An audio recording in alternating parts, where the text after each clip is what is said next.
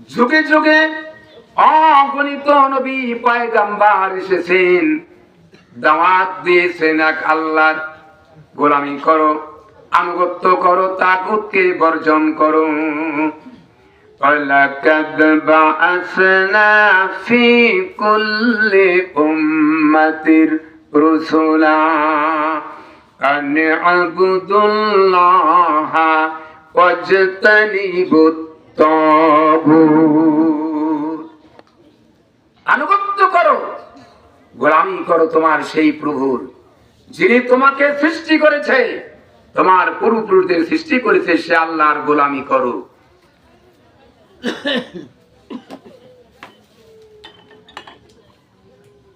ওয়ালাকাদ বাসনা ফি কুল্লি উম্মতি রুসুলা আনি ইবুদুল্লাহা ওয়াজতানিবুত তাগুত।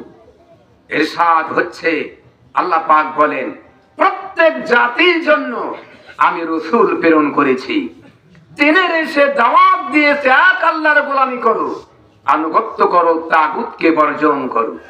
সেই তাগুতি শক্তি হলো বিগত আওয়ামী সরকার।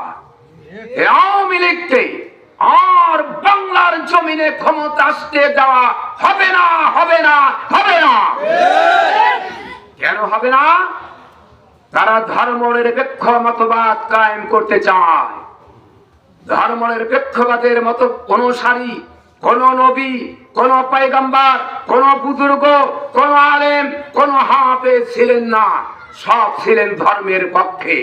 আওয়ামী লীগকে ভোট দেওয়া, ওদের মিছিলে যাওয়া, ওদের মিটিং এ যাওয়া, ওদের চাঁদা দেওয়া মুসলমানের জন্য হারাম।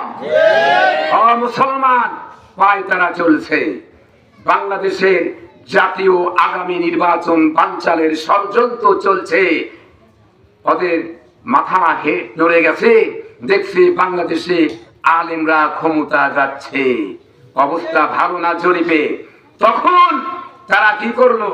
জামাতের শীর্ষ নেতাদের মেরেও শান্তি হয় নাই। গত কয়েকদিন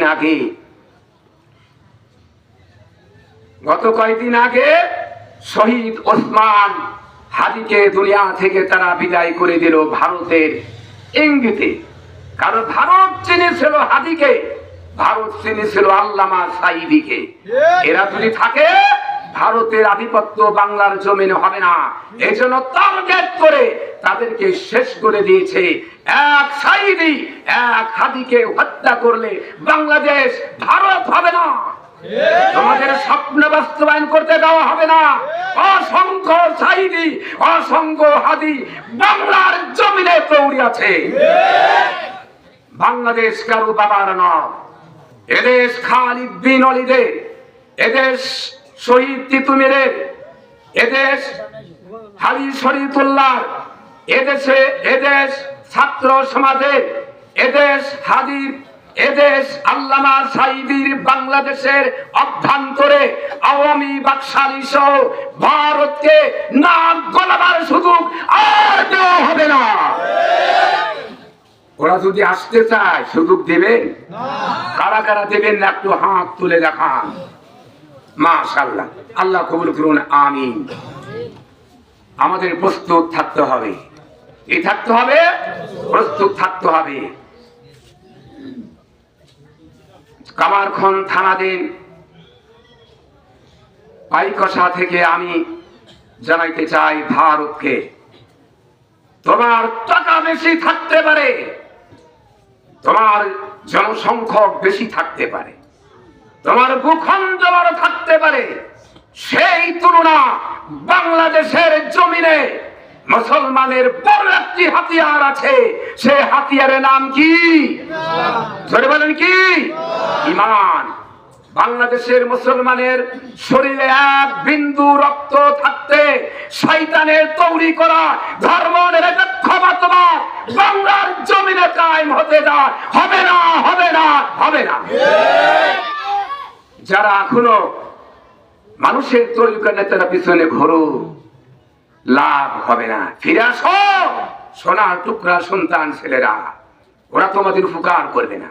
ওরা অস্ত্র তুলে দিবে, ওরা টাকা দিবে নিজের লাভের জন্য।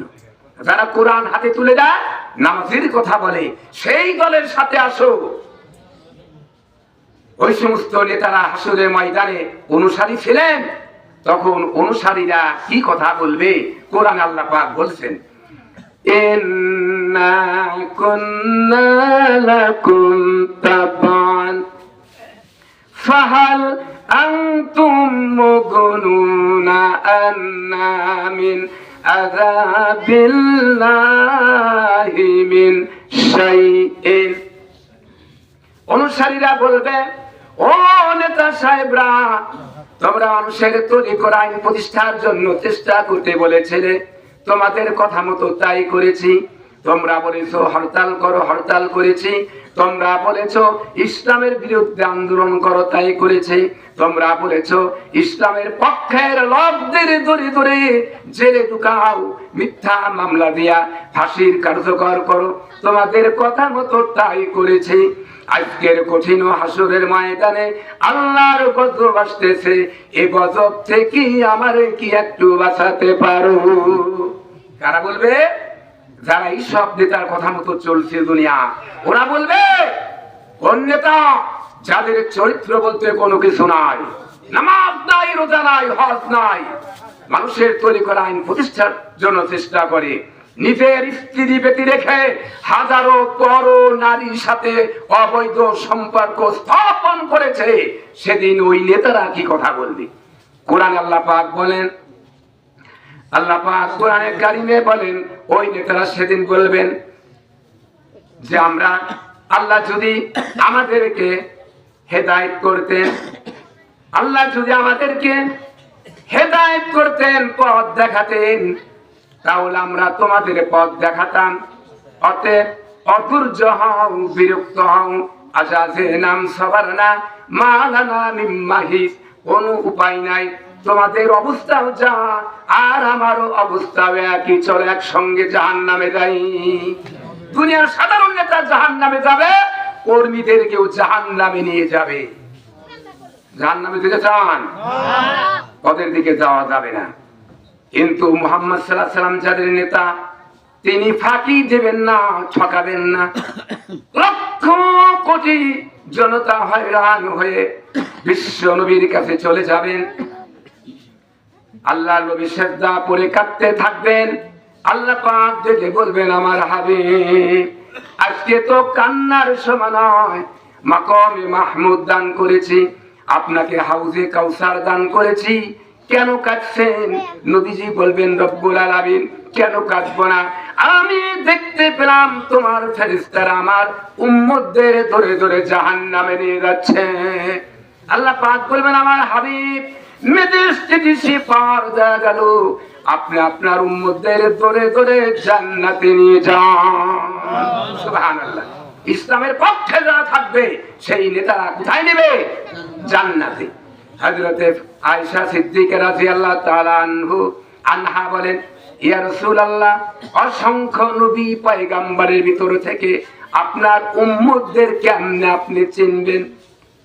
আল্লাহর হাবিব বলেন, আয়েশা, তুমি জানো না, যারা একটা সাদা কপালওয়ালা ঘোড়া যদি কারোর বাড়ি থাকে, আর এই ঘোড়াটি যদি হারিয়ে যায়, হাজার হাজার ঘোড়ার ভিতরে দাঁড়িয়ে আছে, আসল মালিকের চিনি নিতে কি কোনো অসুবিধা হবে নাকি?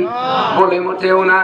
আল্লাহর হাবিব বলেন, আয়েশা, তুমি জানো না, যারা 5 ওয়াক্ত নামাজ পড়বে, কোরআন পড়বে, কোরআন দিয়ে রাষ্ট্র চালাবে, সংবিধান চালাবে, সমাজ চালাবে, চরিত্র গঠন করবে কোরআন দিয়া, আর আল্লাহর দ্বীন জমিনে কায়েমের জন্য রক্ত দিবে, জীবন দিবে, জেল খাটবে, জরিমানা দিবে, তাদের চেহারার ভিতরে নূরের চমক চমকাবে, আর নূরের চমক দেখে দেখে আমি আমার উম্মতদের দূরে দূরে জান্নাতে নিয়ে যাব। সুবহানাল্লাহ। সেই জান্নাত যেমন তেমন না, খালা নানার বাড়ি না। নানা বাড়িতে আসিল, ভালো মন্দ খাওয়াইছে, এখন তো নালি, মাথা নাই বাড়ি, গেলে ডাল আর শাক ভর্তা ছাড়া উপায় নাই। সেই নানা দাদির বাড়ি নয়, জান্নাত এমন একটি জান্নাত, যারা ইসলাম কায়েমের জন্য রক্ত দিল, জীবন দিল, পরিশ্রম করলো, সব কিছু বিসর্জন করলো, এমন একটা জান্নাতের ভিতরে আল্লাহ পাক দিবেন। এ কথা শুনতে চান? আল্লাহ পাক বলেন, ইন্নাল্লাযীনা আমানু ওয়া আমিলুস সালিহাতি কানাত লাহুম জান্নাতুল ফিরদাউসি নুজুলা। জান্নাতুল ফেরদাউসের ভিতরে স্থান করে দেবে। আর এই জান্নাতের ভিতরে তলদেশে নহর প্রবাহিত হবে, নহর প্রবাহিত হবে। এই জান্নাত থেকে বের হওয়ার চিন্তাই তাদের ব্রেনে আর আসবে না। সে জান্নাত কারা কারা চায়? একটু হাত তোলেন। আল্লাহ পাক কবুল করুন। জান্নাতের অধিবাসী আমরা হতে পারি, আল্লাহ কবুল করুন। জোরে বলেন আমিন। তাহলে কাজ করতে হবে। কি কাজ? আগামী জাতীয় সংসদ নির্বাচনে আমি দেখতে পাচ্ছি বাংলাদেশের ভাগ্য আকাশে উত্তর গগনে কালো মেঘ জমা হয়েছে। ঝড়ের পূর্বাভাস লক্ষ্য করছি।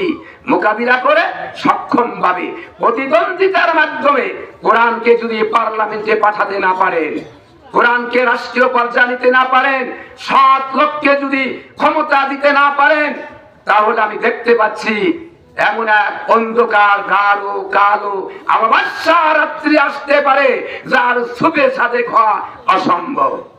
শুরু হয়ে গেছে না? আজকে হাতিকে মারার কারণ কি? বাংলাদেশকে অস্থিতিশীল করে দেওয়া।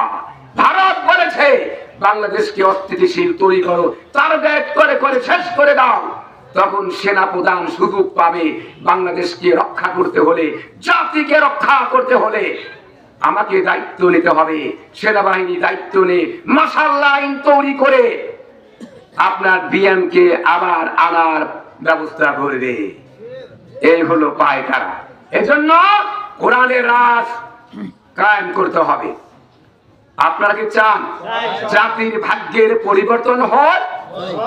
জাতির ভাগ্যের পরিবর্তন যদি চান, যদি তাই হয়, তাহলে আগামী জাতীয় সংসদ নির্বাচনে এই মহান সুযোগে বাংলাদেশ জামাত ইসলামীকে সংসদের ভিতরে কথা বলার সুযোগ করে দিতে হবে। পারবেন? চেষ্টা করতে পারবেন না? সবকিছুর মালিক কে? 72-এর সঙ্গে 72-এর শাসনতন্ত্রের পুনরুদ্ধারের মাধ্যমে জাতির কল্যাণ হবে না। 76-এর শাসনতন্ত্র যে জাতির কল্যাণ হবে না, জাতির কল্যাণ হতে পারে আল কোরআনের সংবিধানের মাধ্যমে। কেবলমাত্র কোরআন, শুধুমাত্র কোরআন, একমাত্র আল্লাহর আইন, সৎ লোকের শাসন ছাড়া জাতির কল্যাণ হতে পারে না।